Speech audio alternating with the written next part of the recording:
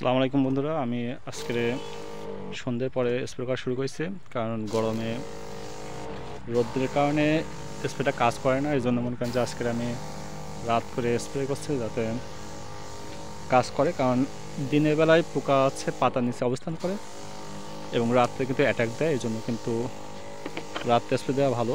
আমি অন্যদের কাছে শুনলাম, শুনে মনে করেন যে রাত করে বাগানটা স্প্রে করছে।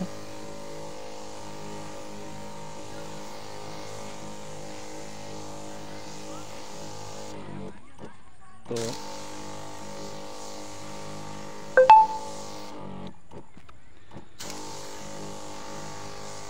আমি যে স্প্রে মেশিন দিয়ে স্প্রে করছি এটা হচ্ছে চার্জার মেশিন। আকাশে কিন্তু চাঁদ দেখা যাচ্ছে। তো আজকের ভিডিওটা হচ্ছে অন্ধকার।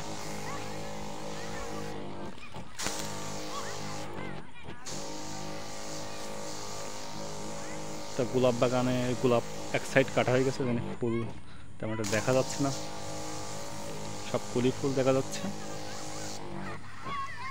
উপাস কেন ধান ঝাড়ছে, এখন ধান কাটার সময় জন্য মনে করেন যে ধান সব ঝাড়ছে। তো আমি স্প্রে একটা মুহূর্তে বেশি একটা কথা বলতে পারছি না।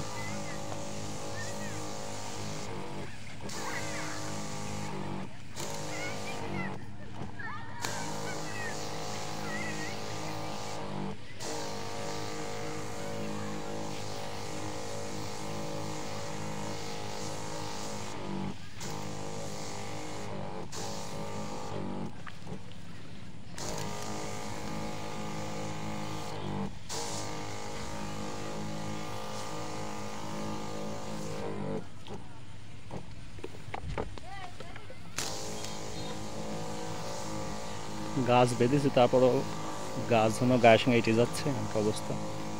কারণ অনেকগুলো কোয়াশ ছেড়েছে, যার কারণে মনে করেন যে এই সমস্যাটা হচ্ছে।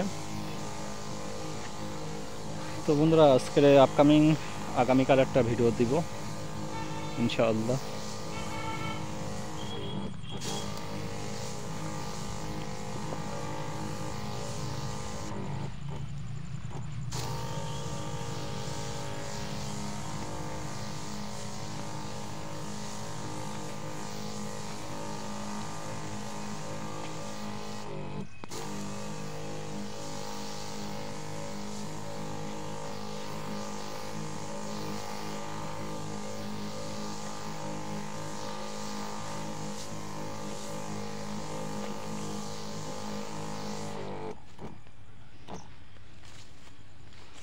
তো এবার সামনে কাজ কি করবো বলতে পারছি না, কয় পাই যাবে।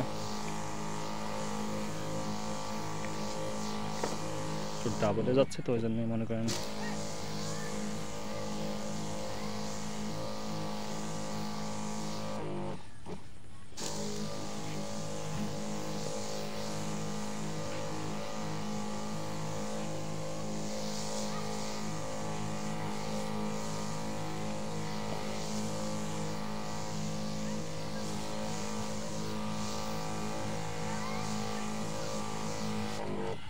যে কালার গোলাপ এগুলো আমি কাটা হয়নি, জড়ি না, এই ফুলটা ফুটে গেছে।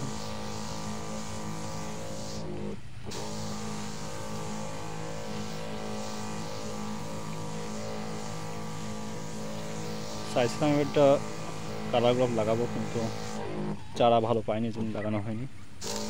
লাগবে আমার ভালো চারা। 2 বছরের বাগান দেখছেন কত সুন্দর হয়েছে। কালার গোলাপ অনেক লম্বা হয় গাছগুলো। কালার এই রঙিন গোলাপ, যে কমলা কালার।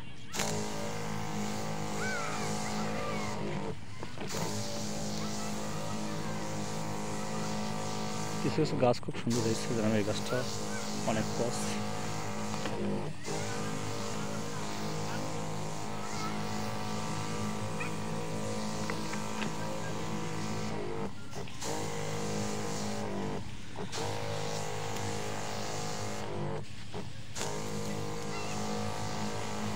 তো এই বাড়িটা শেষ হওয়ার পরে আমি ভিডিওটা অফ করে দেবো।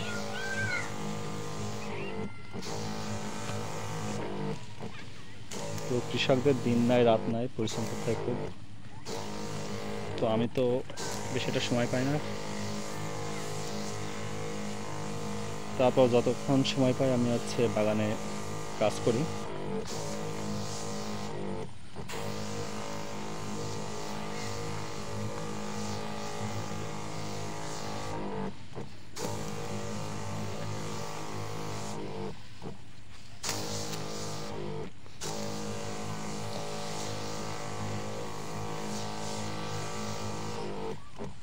সো বন্ধুরা, ফোনে যদি কোনো প্রশ্ন থাকে অবশ্যই কমেন্ট করতে পারবেন, জিজ্ঞাসাবাদ করতে পারেন আমার কাছে।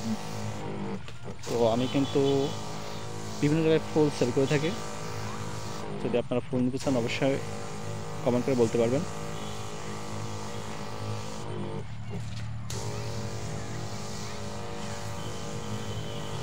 সো বন্ধুরা, আজকের ভিডিও এখানে সমাপ্ত করছি। তো দেখাবেন আপনার ভিতরে, তো সবাই ভালো থাকবেন, সুস্থ থাকবেন। আল্লাহ হাফেজ।